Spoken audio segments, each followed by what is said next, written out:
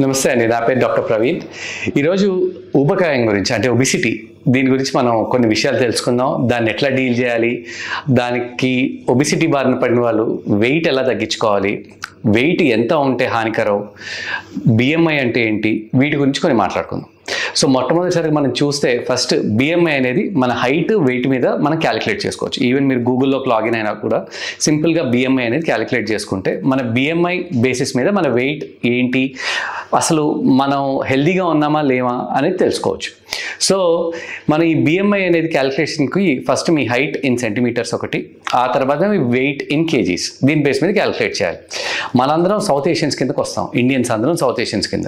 ప్రపంచం అంతా normal BMI అంటే 24.9, కానీ భారతీయులకి పర్టికులర్గా సౌత్ ఏషియన్స్కి నార్మల్ బిఎంఐ అంటే 22.9 మాత్రమే.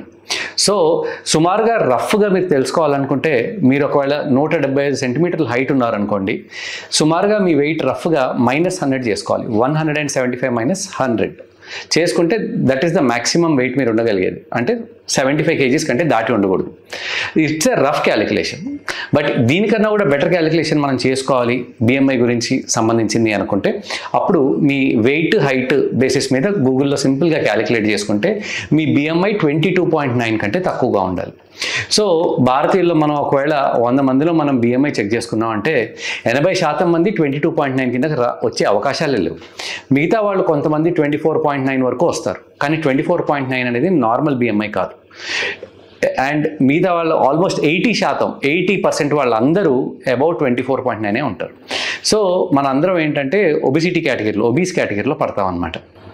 సో ఎప్పుడైతే మనం ఈ 27 కంటే ఎక్కువ ఉంటుందో మన వెయిట్ అనేది, సో వాళ్ళందరూ ఖచ్చితంగా మన బిఎంఐని తగ్గించుకోవాలి. అంటే మన వెయిట్ అనేది తగ్గించుకునే ప్రయత్నం మనం చేయాల్సి వస్తుంది అనమాట.